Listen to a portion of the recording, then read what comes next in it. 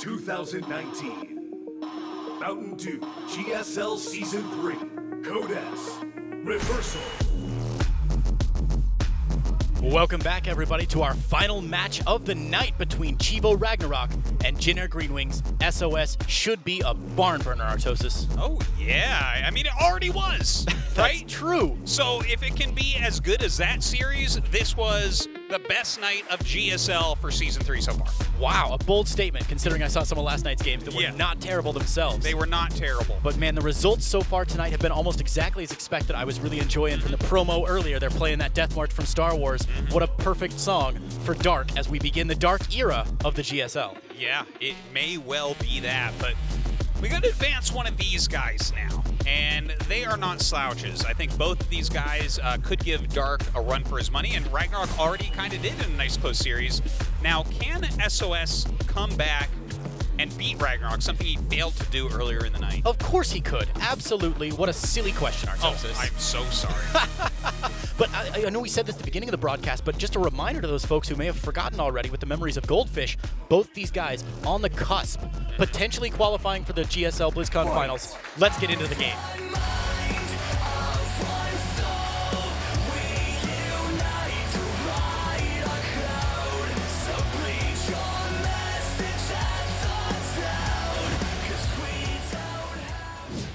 All right, our first map of the final match. Going to be on Acropolis LE in the bottom.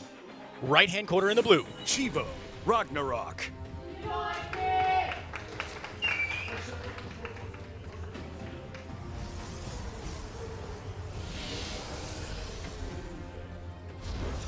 And his opponent in the top left in the red. Jin Air Greenwings.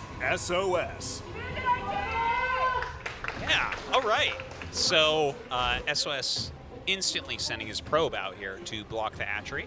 Yeah, we've seen these shenanigans from him before, haven't we? Yeah, he loves doing this. Gorge doing a really nice job there. And there's the pylon as well. Just keeps that probe alive. Very nicely done. And SOS makes his gateway in his main base, which is something he does from time to time in PvZ. And why the heck would he do that, Artosis?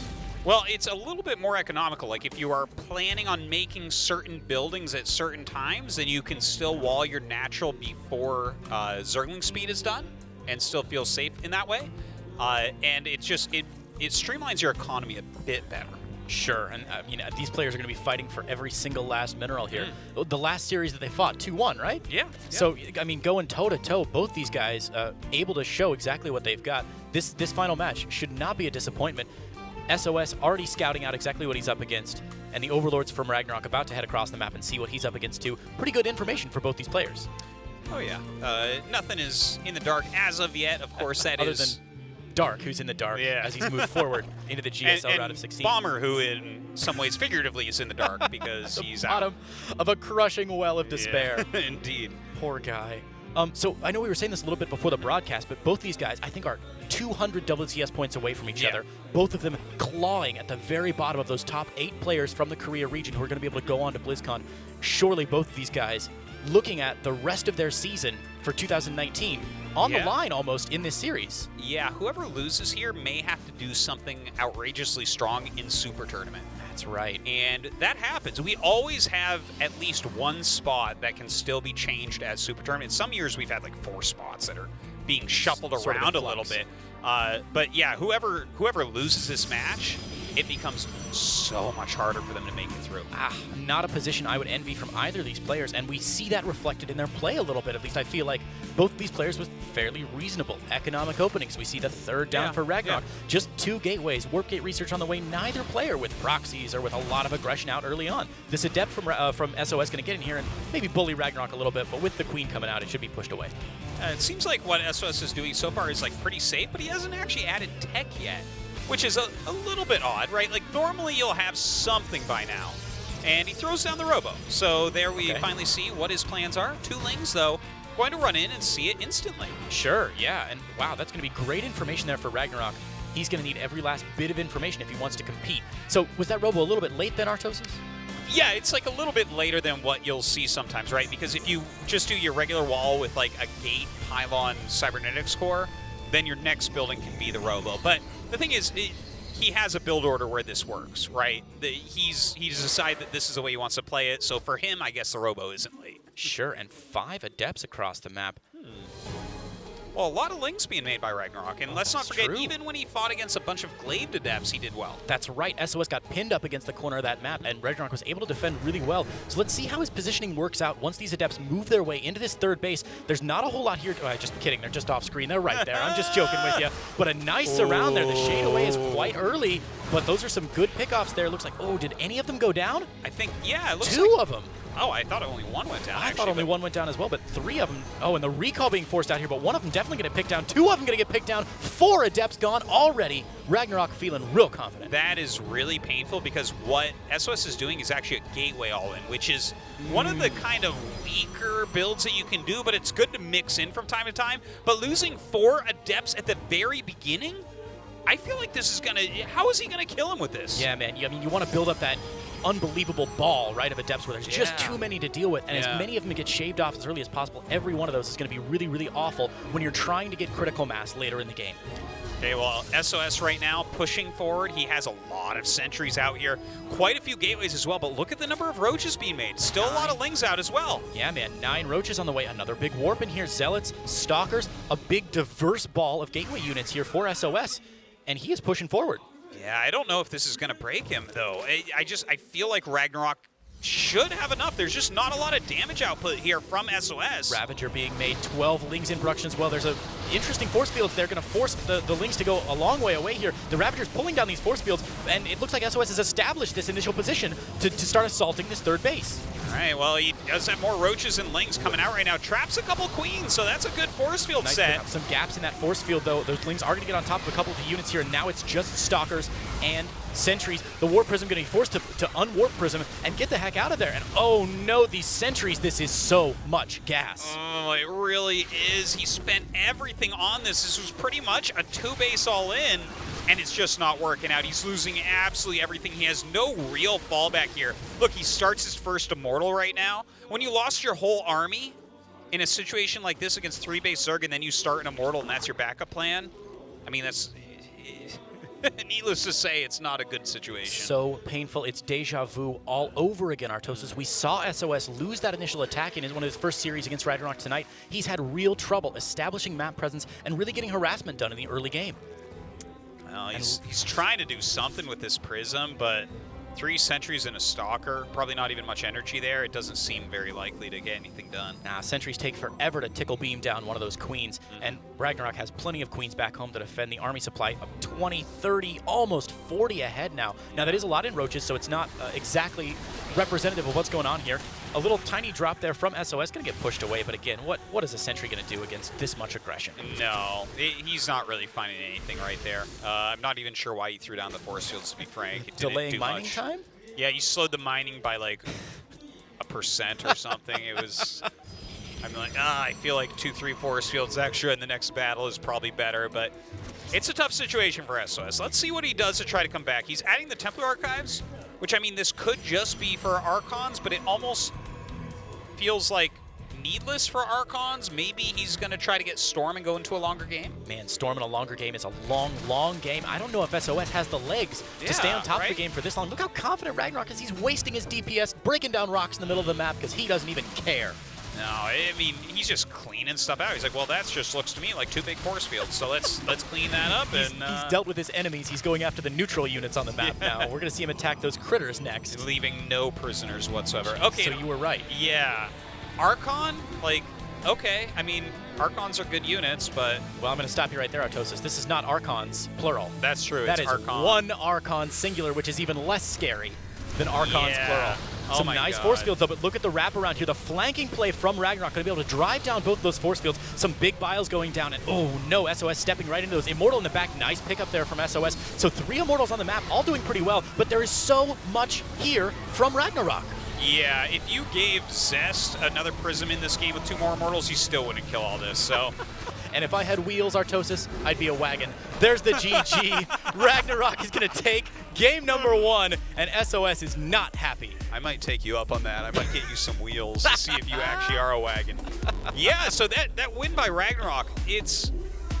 I never like to question SOS's strategic calls for what strategy he wants to use, because I think he mixes it very well, and he takes sometimes absurd risks.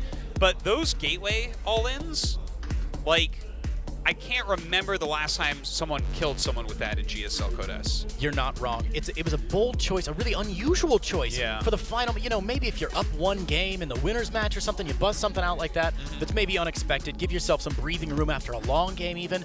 But yeah, to bring that out, game one, the rubber match, where your potential BlizzCon life is on the line, a bold choice from SOS. And you know, looking back, obviously hindsight 2020, we can tell it's not the right choice. Yeah. But a bold choice anyway. So we're going on to SOS's map pick, which is New Repugnancy. Have we seen New Repugnancy yet tonight? Yeah, we saw a game there. I'm really testing your memory. I know I can't even remember. I don't remember which game it was, but we definitely saw a game here. Okay. Anyways, we'll see what he does. I mean, it's a map. Sometimes you see like a Cannon Rush or something. It's a little bit smaller than Acropolis. Yeah. I think SOS is... Yes, SOS played here against RagnaroK. Remember, he did the push at the third base and then shaded through. That's right. That's what it was. Okay. Maybe that build again. I don't know. Well, fingers crossed. At least it'll be a good game. Looks like we are getting just about set up here. Game number 2 between RagnaroK and SOS. Fight!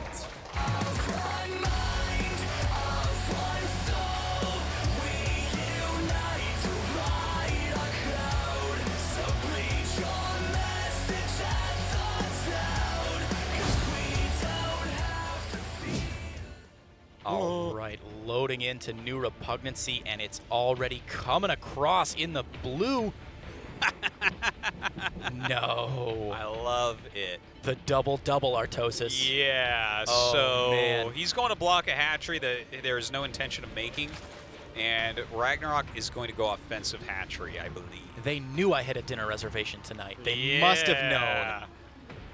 Oh, how exciting. Okay, so hatch block for RagnaroK. We saw RagnaroK do this in the qualifiers a lot. Yeah. Even letting that hatch finish. Well, I think this one's meant to finish because it's so fast. I think it's like an offensive hatchery where he wants to do a push off of this. Is 2 gateways the right response from SOS? Yeah, I think so. I think you just want to get units out, as many as you can, as quickly as possible. This is extra interesting, and I wonder if this has something to do with why RagnaroK did it, because SOS does do the pylon in main base a decent amount. Sure. Interesting from both these players. An exciting game number 2, certainly. Spawning pool down from RagnaroK, only about halfway done, but yeah, that drone pushed away from the natural once more. Yeah, I'm not... I mean, I want to see what he's going to do with this. I guess with that third hatchery going down, it's less likely that he's going to get as aggressive as I thought he might. I'm not... Still not canceled that one in his second natural, but there's enough here to knock it down. He can't get anything done once it finishes, right? There's no time for him to get any drones out or anything. Yeah, it's like, I guess he could make a couple Zerglings. You know, the creep will be there, so it'll take longer to make the Nexus. We do sometimes see people let this finish. But obviously, it doesn't seem like he can get a lot done here other than slow SOS. I know there's been some really interesting theory crafting going on in the Zerg community about letting this finish, and what does that... Oh, no, you need to kill it all the way dead. Kill it all the way dead. It's still... Oh, you see this? Oh, last second. Beautiful. What are those brilliants going to do? Nothing. Gorgeous. Shading away at just the right time. So we've seen some theory crafting, I think, in some of the subs and forums about how valuable it is to have this creep here. Yeah. And then the 1 or 2 larvae that maybe pop out before it gets killed. Yeah. Like, these might get a scout off, for instance, because the Adepts went across the map. Sure, and indeed they are. Look at that. Right up the ramp into the main here, so RagnaroK's going to know what's up. But his natural back home going to finish. Sorry, that's just like... I love stuff like that, utilizing all your larvae. That's so bold. Even the Shade gonna get canceled because he does have plenty of Zerglings back home. So, wow, both players bringing us something new and unusual for game number 2 here. Yeah, like, look at what SOS is doing. He is not making a Nexus as of yet. Oh, he's going to lose one of those Adepts. That's a real shame. And yeah, no Nexus going down. I love these kind of games, Artosis. Your left eyebrow is about 6 feet in the air right now. Yeah. Trying to figure out what the dickens these players are doing this game. Well, RagnaroK has kind of thrown SOS off so hard that he's having to improvise the entire game. But to be fair, that's something that SOS is pretty good at, I would say. So this is really interesting. I was just reading an article about, you know, the chess player Magnus Carlsen, right? Yeah, of a course. lot of times in his games, he says he'll do something that's not optimal at the beginning of the game, specifically play poorly, do something that's unexpected because it forces your opponent to think.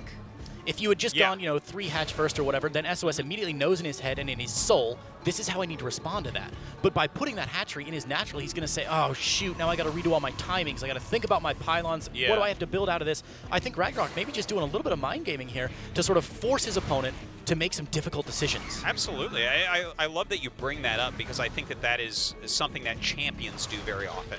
Look at Maru, look at Dark, our 2 most recent champions. These are guys that will mess you up with some of these early moves. All of your preparation, what does it do for you? And it's not just unpredictable, but it's hard to respond to as well. These guys play thousands and thousands of ladder games a day, but how many times do they get triple proxy barracks racks, Yeah. Not as much practice and not as much certainty in this game. And creating uncertainty gives you that space to move in with what you're doing. And that's one of the reasons that these RTS games like StarCraft are absolutely incredible. Zergling's getting in here. We're droning on about strategy, but RagnaroK. That was a mistake by SOS to let those in. My God. Shame. Now, they're not going to get any damage done, but a nice scout does go down. Yeah, seeing those adepts, he knows everything in the universe. The observer, The observer shading that zealot. How dare you? Do your job. Literally, he had one job, which was being on a hold position in that choke. The easiest job in all of StarCraft. Sit here and don't move, and he even messed that up. The amount of games Protosses have lost to not a hold position the unit in their choke, I tell you, okay, that is brutal. A big shade in though here from SOS, going to throw some damage here on this third base. Are 3 queens enough to clean this up? Well, he's got some roaches being made. He's got some lings being made. As long as he doesn't lose a hatch, and I don't think he will. It takes a long time for Adepts to kill a hatch. Sure. And even he's starting another hatch.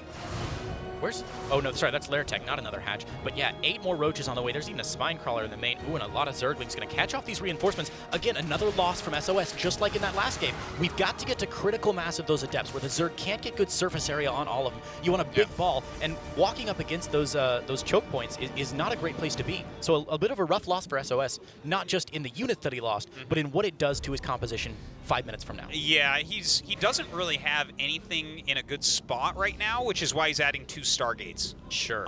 With the 2 Stargates, that's the type of tech switch where you might be able to catch your opponent off guard. Like maybe we just see a lot of roaches out of RagnaroK, for instance, and then the Stargate units can reign supreme. He's looking for an edge like that. He's kind of starting to flip a few coins. Is that desperation yet, or is he still just in the maybe category? I think this is a little bit of desperation. This is not a real strategy anymore, going Mass Oracle. He's improvising now. Yeah. He's past the head of the song, and now he's just on his alto sax, desperately trying to follow the chord changes. That's it, hoping that he can keep up with everything, and double Oracle. He's falling off a cliff playing his sax and hoping that he gets the Song of the Wind to warp him to another temple. I mean, this, going Mass Oracle that's about to be scouted. Oh my goodness, SOS. So yeah, there it is. RagnaroK going to see both of those Stargates, going to see the Chrono. He didn't see the Oracles pop out, but I mean, it's got to be pretty obvious, right? Even pressure on the third base, immediate cancel. But a big shading here from SOS. Maybe he can cause some damage on the other side of the map. Gets off 1 queen, picks off a 2nd queen. The shade not going to finish, so RagnaroK forced to respond to this and drive these Adepts back out. Yeah, well, getting the queens is going to allow these 2 Oracles to fly into the main base. Oh my God, he might actually be able to do a ton of damage here. Let's start the count on the drones here. 6. Make it more. Zerglings punching into the natural here on SOS's side of the map, but these Oracles desperate to do some damage. 2 queens should push them away. The 3rd Oracle joins the fight, though. Oh, I'm getting chills right now. He is really starting to kill a lot of drones. He's actually shading out with the rest of those Adepts. The Oracle's going to another base. More drones going down. He's up to almost 20 drone kills. This is so many drone kills, but don't lose sight of what RagnaroK's doing behind this. It's a Nidus Worm. Ooh, going for that kill. And, I mean, I think it's a pretty good idea considering he just lost all of his drones. What is he going to do? We were talking about desperation for SOS a moment ago. Are we seeing the same thing from RagnaroK now as more drones are pulled off, even more lost mining time as this last Oracle has picked off 26 drones? This is just crazy. And look at that. He makes it right in front of everything. He does not even care. It's and the wall is open again. Oh no, the Roach is right on top of these Adepts here, and RagnaroK flooding in the game back and forth and back and forth. The Nidus finishes and the Queen's reinforced. There's the GG from SOS, and RagnaroK is going on to the round of 16. What a crazy game right there. RagnaroK feeling so happy with himself. His BlizzCon dreams still alive. SOS, I saw his face. It looked very sad. He looked very disappointed. It is a long shot for him to make it to the World Championships this year. It is so hard to watch these players who we know from years and years of experience are fantastic, impeccable players to go out so quickly. But that is the nature of our game, man. RagnaroK gonna put up a great show, hopefully, in the round of 16. It looks like we're about to go over to a winner's interview. That's right. Let's hear from RagnaroK. Andy, tell us what he's thinking. Tell us what Gary's saying. Do all those great things you do. Read his mind.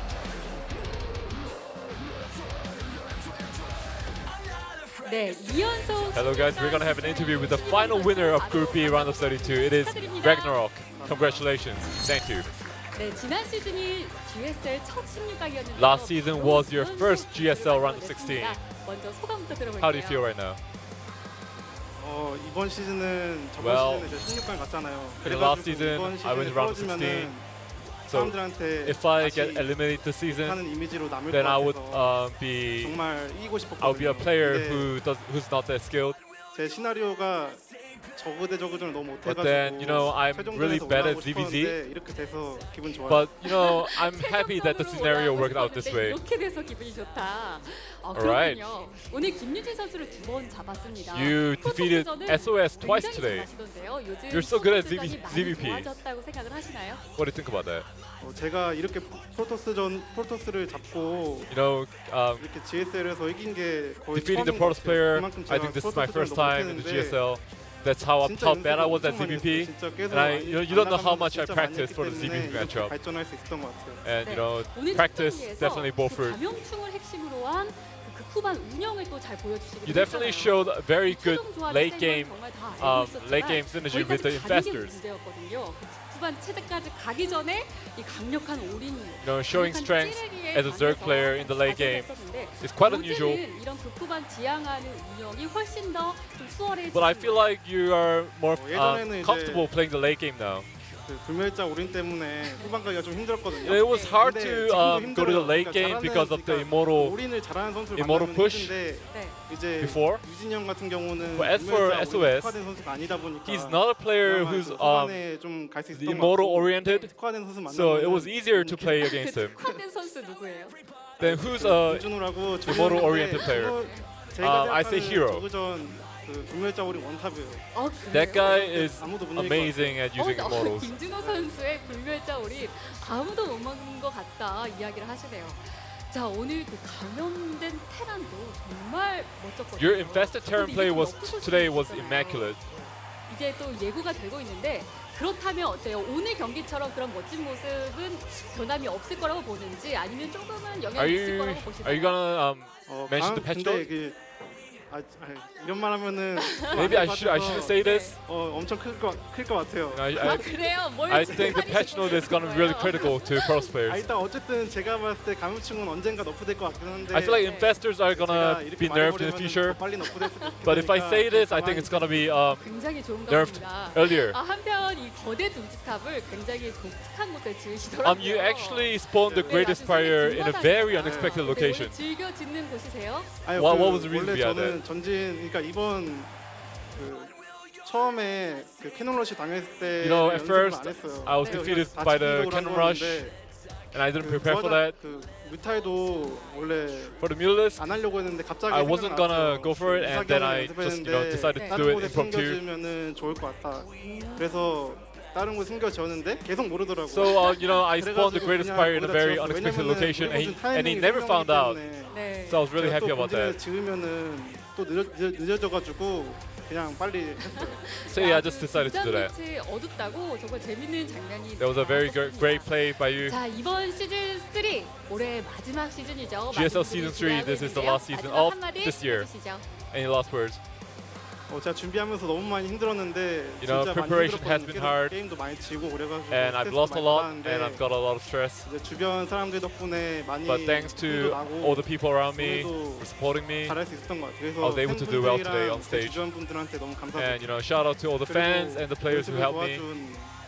대엽이 형이랑 기웅 형이랑 준호 And 형이랑 shout out 재현이 to 형. Stats, Hurricane, 감사합니다. etc. for helping me. 다시 한번 2연속 16강에 Once again, congratulations on your second consecutive advancement into the round of 네, 16. 이렇게 신일범 선수까지 저희가 만나봤는데요. All right. 오늘 경기 최종 Thanks, 경기 Andy. 확인해 보시죠. Great to hear from RagnaroK there. What a Big player. moment in his career, right? Humble, lovable. I can't wait to see more of them. You know, at the beginning of the broadcast, Artosis, we talked a little bit about these players' arcs and where they are in their careers. And RagnaroK, as we said, sort of on this upward swing. His results getting more and more impressive as the years go on. I'm loving it that he made it into the round of 16. Yeah. I'm excited to see what he can do there as well. I think that he is mixing it up very well. I think strategically he's become a very strong player. And macro-wise, he's become a strong player, which was always his weakness before, in my opinion. So. Absolutely. And more importantly to me, at least, watching him psychologically, not cracking under that pressure, losing drones, and still cranking it out. But look at this Group C Saturday. Tell me more. That's a good group right there. Woo. Hurricane, Scarlet, Kara, Stats. Holy God, you better tune into that. Is that a round of 32 match, or is that like the round of 4? You sure it's the round of 32? Well, Hurricane, Hey. I mean, it's a tough group there for Scarlet. No doubt, she's going to be a fan favorite going into it. But those are some Zerg killers, aren't they? I think so. A lot of those players able to pick up big numbers. Yeah. And Scarlet, in the last couple months, has been maybe flailing a little bit, not showing us the prowess and the perfection that we saw in the last portions of last year, and especially after her big wins in international tournaments. So I think Group C promises to be a heck of a good time. Yeah, definitely make sure you tune into that. This has been a great day. Don't forget, if you have tickets, if you're in the audience, hold on to them. We're doing a raffle at the end. You definitely want to stay for that. They didn't give me a ticket, Artosis. Can I still go down and win something? You cannot, actually. You're living the caster life right now, where I watch everyone else win these beautiful things that they don't even give to me. Is it worth it at the end of the day?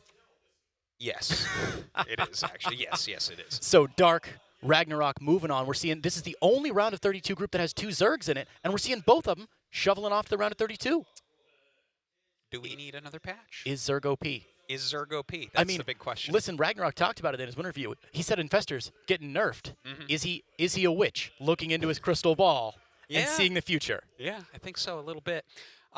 Look, this has been a great night, Creighton. Thank you so much for joining me here. I think you did a great job. It's been an absolute pleasure. A dream of mine. I'm so glad that I won the Who Can Make the Funniest Face at the GSL Cameras contest. There you go. And you invited me up. That's all you have to do, apparently. I could not have asked for a better group of players, and this has been absolutely phenomenal. So a final thank you to you and to all the folks at GSL for inviting me on. What else do we have to look forward to? All right. Yeah, that's it. Thanks for watching, guys, and we'll see you next time.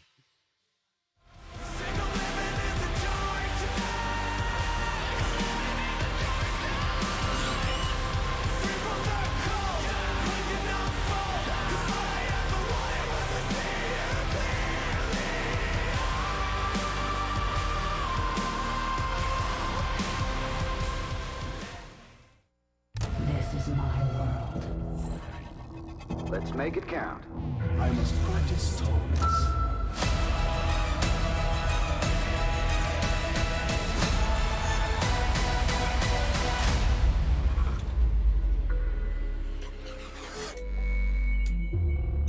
Next, GSL Season 3.